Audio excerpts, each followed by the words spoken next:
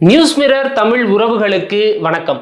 சமீபத்தில் நடிகை விஜயலட்சுமி அவர்கள் தொடுத்திருந்த வழக்கு தொடர்பாக நாம் தமிழர் கட்சியின் தலைமை ஒருங்கிணைப்பாளர் திரு சீமான் அவர்கள் காவல் நிலையத்தில் ஆஜராகி இருந்தார். இது தொடர்பாக கருத்து தெரிவித்திருந்த இந்திய கார்ப்பரேட் கம்பெனியின் தலைவர் இந்திய கம்யூனிஸ்ட் கட்சியின் தலைவர் சண்முகம் அவர்கள் பாலியல் குற்றவாளி சீமான் அப்படின்னு குறிப்பிட்டு தன்னுடைய எக்ஸ் தளத்தில் ஒரு பதிவை வெளியிட்டிருந்தாரு. இது குறித்து சீமான் அவர்களிடம் கேட்டப்போ இன்னும் வழக்கு விசாரணை நடந்துட்டு இருக்கிற நிலையில என்ன பாலியல் குற்றவாளின்னு அவர் எப்படி சொல்லலாம், இவங்க அனைவருமே ஆதரிச்சிட்டு இருக்கிறது ஒரு பாலியல் தொழிலாளியான விஜயலட்சுமிக்கு அப்படின்னு ஒரு காட்டமான கருத்தை தெரிவிச்சிருந்தாரு. இது குறித்து திமுகவினுடைய மகளிர் அணி தலைவரும் தூத்துக்குடி எம்பியுமான கனிமொழி கிட்ட கேட்கிறப்போ அவங்க என்ன சொன்னாங்க அப்படின்னா, ஒரு தலைவர் இப்படி பேசி நீங்க எங்கேயாவது பார்த்துருக்கீங்களா, இப்படிப்பட்ட ஒரு கட்சியில பெண்கள் எப்படித்தான் இருக்கிறாங்களோ தெரியல அப்படின்னு பொங்கி இருந்தாங்க. இப்படி பொங்கக்கூடிய கனிமொழி அவர்கள் அங்கம் வைத்திருக்கக்கூடிய திமுக எப்படிப்பட்ட உன்னதமான ஒரு கட்சி, எப்படிப்பட்ட ஒழுக்க சீலர்கள் நிறைந்த ஒரு கட்சி அப்படிங்கிறது தான் இந்த வீடியோல நம்ம விரிவா பார்க்க போறோம்.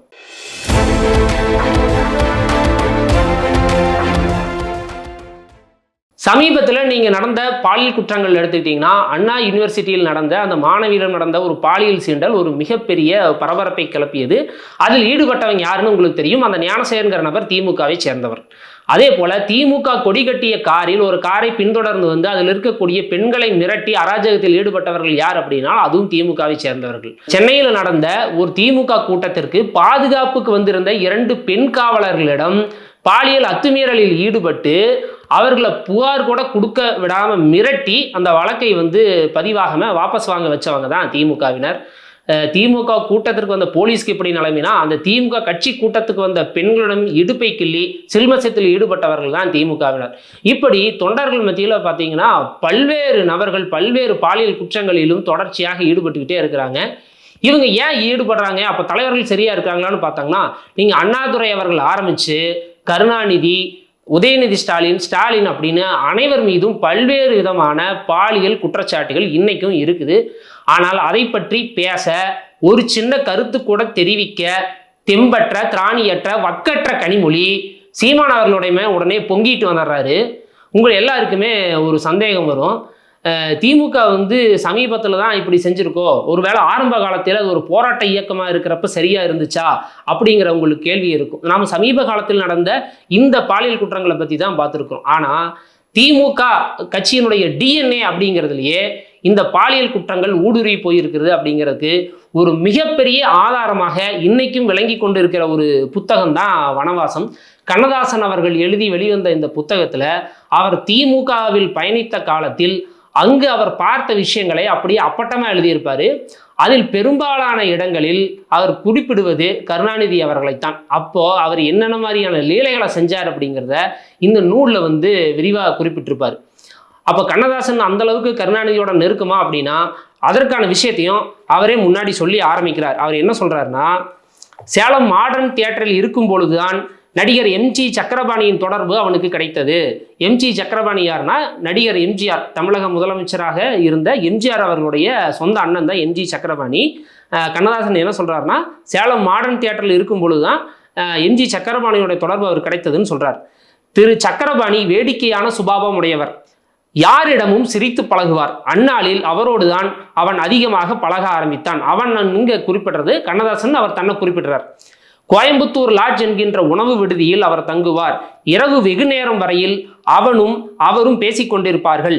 அவர்தான் கருணாநிதி என்கின்ற பெயரை முதலில் அவனுக்கு அறிமுகப்படுத்தினார். ஒரு நாள் சேலம் அம்பிகா தியேட்டருக்கு அவனும் சக்கரபாணியும் அபிமன்யு படம் பார்க்க போனார்கள்.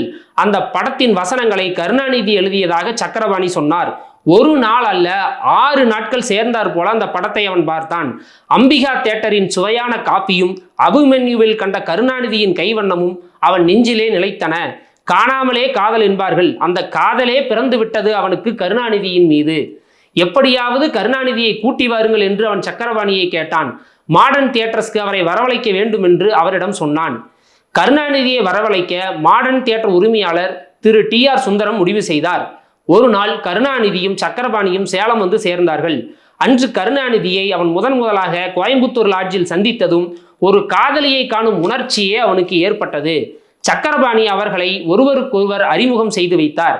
அன்று முதல் கருணாநிதியும் அவனை உயிருக்கு உயிராக நேசிக்க துவங்கினார். மாடர்ன் தியேட்டரில் மாதம் 500 ரூபாய் சம்பளத்தில் அவர் வேலைக்கு அமர்ந்தார். ஒரு நாளாவது ஒருவரை ஒருவர் காணாமல் இருந்தால் எதையோ பறிகொடுத்தது போல் இருக்கும். ஒருவர் கையில் இன்னொருவர் தலை வைத்து தூங்குகிற அளவுக்கு பாசம் வளர்ந்தது. அவர்கள் இருவருக்கிடையில் ரகசியம் என்பதே இல்லாமல் இருந்தது. அவரை பற்றி யாராவது தவறாக பேசிவிட்டால் அவனால் பொறுத்து கொள்ள முடியாது. அவருக்கும் அப்படியே. இங்க நேரடியா கருணாநிதி அவர்களுடைய பெயரை குறிப்பிட்டிருப்பார். பின்னாடி வரக்கூடிய பக்கங்கள்ல அந்த பாலியல் சில்மிஷங்களை பற்றி குறிப்பிடும் பொழுது தன்னுடைய அரசியல் நண்பர் அப்படின்னு மட்டும்தான் சொல்லியிருப்பாரு. நேரடியாக கருணாநிதி அவர்கள் பெயரை பயன்படுத்தி இருக்க மாட்டார். அப்போ உங்களுக்கு ஒரு சந்தேகம் வரலாம், ஏன் கருணாநிதி தவிர வேற யாராவது இருந்திருக்கலாமே அப்படின்னு. அதற்கும் அவரே பின்னாடியே ஒரு விளக்கம் சொல்றாரு. என்னன்னா, கழகத்தில் கருணாநிதியை தவிர அவனுக்கு உற்ற நண்பர்கள் என்று அன்று யாருமே இல்லை. அப்படி இருந்தவர்களும் கருணாநிதிக்கு பின்னால் தான் நின்றார்கள் அப்படின்னு சொல்றார். அப்ப அதுல இருந்து ஒரு விஷயம் உங்களுக்கு தெரிஞ்சிருக்கும். இதுல பல இடங்கள்ல அவர் அரசியல் நண்பர் அப்படின்னு இந்த பாலியல் சம்பவங்கள் பற்றி குறிப்பிடுவது கருணாநிதி அவர்களை பற்றித்தான். அப்போ சொல்றாரு, மேடையிலே தாய்மார்களை பற்றி இரத்த கண்ணீர் வடிக்கின்ற அவர்கள் அந்த தாய்மார்களிடம் தனிமையில் எப்படி நடந்து கொள்கிறார்கள் என்பதை அனுபவபூர்வமாக காணும் கூட்டம் ஆரம்பமாயிற்று. அந்நாளில் திராவிட முன்னேற்ற கழகம் பிரபல இயக்கமாக இல்லை. வாடகை கார் டிரைவர்களுக்கும் அந்த கழகத்தை பற்றியோ அதன் தலைவர்களை பற்றியோ எதுவும் தெரியாது. அவனும் ஒரு தலைவனும் ஒரு நாள் இரவு ஒரு பெரிய வாடகை காரை எடுத்துக்கொண்டு பெண் வேட்டையில் ஈடுபட்டார்கள். ஒவ்வொரு இடமாக போய் பார்த்தார்கள். கடைசியாக தேனாம்பேட்டை பக்கம் உள்ள குடிசைகளின் அருகில் வாடகை கார் நின்றது. ஒரு 4-5 பெண்கள், கிராமத்து பெண்கள், வேறு பெயரில் சொல்வதானால் நாட்டுக்கட்டைகள் மடமடவென்று காருக்குள் ஏறிக்கொண்டனர். காமுகனுக்கு பசிக்கு ருசியா தெரியும். அத்தனையும் ஏற்றிக்கொண்ட வாடகை கார் நேரே சென்ட்ரல் ஸ்டேஷன் பக்கம் உள்ள ஒரு ஹோட்டலை நோக்கி புறப்பட்டது. திராவிட விடுதலை வீரர்கள் திராவிட நாடு அந்த பெண்களிடம் இருக்கிறதா என்று தேட ஆரம்பித்தார்கள். காமக்கடலில் மூழ்கி எழுந்தார்கள். ஆனால் காரில் போவதற்கு கூட பணம் கொடுக்காமல் அவர்களை வெளியே அனுப்பிவிட்டார்கள். அதற்கு பிறகும் நடைபெற்ற களியாட்டங்களை ஒவ்வொன்றாக விவரிக்க தேவையில்லை. அது சுவை குறைவாகவும் போய்விடக்கூடும். ஆனால் சில பெண்கள் அவ்வப்போது நறுக்கு தெரித்தால் போல கேட்ட கேள்விகளை அவனால் மறக்க முடியவில்லை. மேடையில் என்னென்னவோ பேசுகிறீர்களே, அதெல்லாம் ஊருக்குத்தான் உபதேசமா? நீங்கள் இப்படி நடப்பதை பார்த்தால் யாரை நம்புவதென்றே தெரியவில்லை. உங்கள் கையில் நாடு கிடைத்தால் சட்டப்பேரவை எல்லாம் பெண்களாகவே இருப்பார்கள். இப்படி ஆணித்தரமான பொன்மொழிகள் பலவற்றை அவர்கள் சந்தித்த பெண்கள் உதிர்த்திருந்தார்கள். திராவிட முன்னேற்ற கழகத்தின் தலைவர்கள் பலரும் ஒழுக்கமற்றவர்கள் என்றும் காமுகர்கள் என்றும் எதிர்க்கட்சியினர் குற்றம் சுமத்தும் பொழுது அவனுக்கு கொஞ்சம் கூட கோபம் வருவது இல்லை. காரணம், அதுதான் உண்மை. அரசியலையே அவர்கள் வேடிக்கையாகத்தான் நடத்தினார்கள். ஒரு விடுதலை இயக்கமானது தனக்கு வைத்து கொள்ள வேண்டிய கட்டுப்பாடுகளை திமுக கழகம் என்றுமே வைத்து கொண்டது இல்லை. அவருடைய நண்பர் சரியான அரசியல்வாதி. தமிழ்நாட்டில் பிச்சைக்காரர்கள் இருப்பது பற்றி அற்புதமான வசனங்களை எழுதுவார். இப்பவே உங்களுக்கு தெரிஞ்சிருக்கும், அற்புதமான அந்த பிச்சைக்காரர்கள் பற்றிய வசனம் பராசக்தி படத்துல வரும். அதை தான் சொல்றார். ஆனால் ஒரு பிச்சைக்காரனுக்கு கூட கையை விட்டு அவர் காலனா கொடுத்தது இல்லை. தொழிலாளர்களையும் அவர்கள் ரத்தம் நரம்புகளையும் பற்றி துள்ளும் தமிழில் கட்டுரைகளை தீட்டுவார். அவரிடம் ஊழியம் பார்ப்பவர்களுக்கு மிக குறைந்த அளவே சம்பளம் கொடுப்பார். தாம் முன்னேறுவது போல் இன்னொருவனும் முன்னேறி விடாமல் இருக்க சகல விதமான வழிகளையும் கையாளுவார். அரசியல் உலகம் அத்தகைய பிரகிருதியில்தான் வழி திறந்து வைத்திருந்தது. ஏன், வயிற்றுப்பாட்டுக்காக விபச்சார தொழில் புரிந்து கொண்டிருந்த ஒரு பெண்ணிடம் பணத்தை கொடுத்து காரியம் முடிந்த பின் சத்தம் போட்டு அந்த பணத்தையே திரும்பி வாங்கி வந்தவர் அவர். தலையர் ஒரு துண்டை கட்டி கொண்டு அந்த பெண்ணின் தகப்பனாரோடு சண்டைக்கு போய் அவர் செய்த ஆர்ப்பாட்டங்கள் சுவையானவை. சென்னை ராயப்பேட்டையின் ஒரு குறுகலான சந்து. அந்த சந்திலேதான் அந்த பெண்ணின் தகப்பரான நாட்டு வைத்தியர் 3 பெண் மக்களோடு குடியிருந்தார். மூத்த பெண்ணுக்கு 2 குழந்தைகள் உண்டு. மற்ற இருவரும் கன்னியர். அவனும் அந்த துள்ளு தமிழ் தோழனும் இன்னும் ஒரு தற்கால எம்எல்ஏயும் இரவு 9 மணிக்கு அந்த வீட்டில் நுழைந்தார்கள். மூவருக்கும் ரூபாய் 150 தரப்பட்டது. இளைய பெண்ணொருத்தியை அந்த பிரமுகர் சேர்த்து கொண்டார். அந்த சிறிய வீடு மறைவு தட்டிகளால் 3 பகுதிகளாக பிரிக்கப்பட்டது. இரவு 11 மணி இருக்கும். ஒரு பகுதியிலிருந்து பரபரப்பான பேச்சுக்குரல் எழுந்தது. நேரம் ஆக ஆக அது வாக்குவாதமாக வளர்ந்தது. கலாரசிகர் வெளியே வந்தார். கையில் இருந்த துண்டை தலையிலே கட்டி கொண்டார். நாட்டு வைத்தியரை தட்டி எழுப்பினார். உன் பெண் சரியாக நடந்து கொள்ளவில்லை, மரியாதையாக பணத்தை திருப்பி கொடு என்றார். போலீஸை கூப்பிடுவேன் என்று மிரட்டினார். போலீஸ் வந்தால் தன்கதி என்ன என்பதை அந்த கலாரசிகர் மறந்தே போனார். இறுதியில் 150 ரூபாயையும் பெற்றுக்கொண்டுதான் ஆளை விட்டார். பின் ஒரு வாரம் வரை அதை ஒரு வெற்றி விழாவாகவே கொண்டாடினார். அந்த ரூபாயும் அன்று மிஞ்சியது தானே தவிர அடுத்து அதே மாதிரி காரியத்திற்கு தான் பயன்பட்டது. விடுதலை இயக்கத்தின் பிரமுகர்களை கவனியுங்கள். எப்படியோ அப்பாவி பொதுமக்களின் நம்பிக்கையை பெற்றுவிட்ட அரசியல்வாதியின் யோக்கியதையை கவனியுங்கள். சமுதாயத்தின் இருண்ட பகுதியை ஒளிமயமாக்க புறப்பட்ட அவர்கள் பொழுது இருண்ட பிறகுதான் தங்கள் வாழ்க்கையே தொடங்குவார்கள். எந்தெந்த துயரங்களில் இந்த சமுதாயம் ஆழ்ந்து கிடக்கிறது என்று அவர்கள் புலம்புவார்களோ அந்த துயரங்கள் பலவற்றிற்கு அவர்களே தான் காரணம் ஆனார்கள். பணக்கார மைனர்களை போன்று பகலிரவு பாராமல் அவர்கள் ஆடினார்கள். கொந்தளிக்கும் கடல், குமரும் எரிமலை என்றெல்லாம் படங்களிலே வசனம் வரும். அவை வேறு எவையும் அல்ல, பல பெண்களுடைய இருதயங்களே. தமிழ் பண்பாடு தமிழ் பண்பாடு என்ற கூக்குரல்கள் மேடையிலே கேட்கும். தன் பாடு தீரும் வரைக்கும் தான் அந்த பண்பாடெல்லாம். இந்த நேரத்தில் அவனுக்கு சில செய்திகள் தரப்பட்டன. நாம் மட்டும் தவறு செய்யவில்லை, முக்கிய தலைவரே அதைத்தான் செய்கிறார் என்று அந்த செய்திகள் கூறின. கலா ரசிகரும் இன்றைய எம்எல்ஏ ஒருவரும் அந்த நிகழ்ச்சியை அவனுக்கு விரிவாகவே கூறினார்கள். அந்த எம்எல்ஏ முக்கிய தலைவரின் பத்திரிகையிலே வேலை பார்த்தவர். ஆதலின் அவர் சொன்னவற்றை அவன் நம்பினான். ஒரு இரவு முக்கிய தலைவர் தூக்கம் பிடிக்காமல் முன்னும் பின்னும் நடக்கிறார். வெளியிலே இருவர் போயிருக்கிறார்கள். அவர்களை எதிர்பார்த்து கொண்டிருக்கிறார். மணி 10 அடிக்கிறது, 11. கோயில் அர்த்தஜாம மணி அடிக்கிறது, மணி 12. அதற்குள் தலைவர் 7-8 தடவை வெற்றுளை போட்டு துப்பிவிட்டார். இந்த பழக்கம் திமுகவினுடைய முக்கிய தலைவர் யார்கிட்ட இருந்துச்சுங்கிறது உங்களுக்கு தெரியும். அந்த தலைவர் தான். அதோ அவர்கள் வரும் சத்தம் கேட்கிறது, கதவு திறக்கப்படுகிறது. 3 ஆடவர்கள் உள்ளே நுழைகிறார்கள். ஆடவர்கள் தானா? அழகு மயில் வரவில்லையா? ஒரு ஆடவனின் தலைக்கட்டு அவிழ்க்கப்படுகிறது. ஆண் உடைகள் களையப்பெறுகின்றன. என்ன ஆச்சரியம்! அந்த உடைக்கில் ஒரு அழகிய மயில் அல்லவா ஒளிந்து கொண்டிருக்கிறது.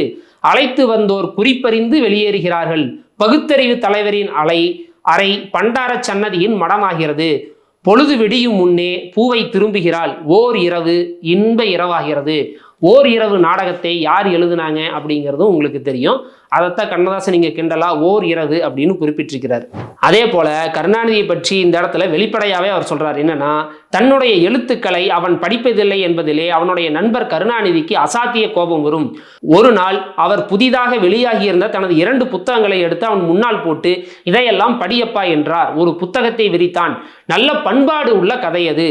வாழ முடியாதவர்கள் என்ற தலைப்பில் வெளியாகி இருந்தது. கதை என்ன தெரியுமா? படிக்காதவர்களும் படித்து பயனடைய வேண்டிய புண்ணிய கதை அல்லவா? விவரமாகவே சொல்கிறேன்.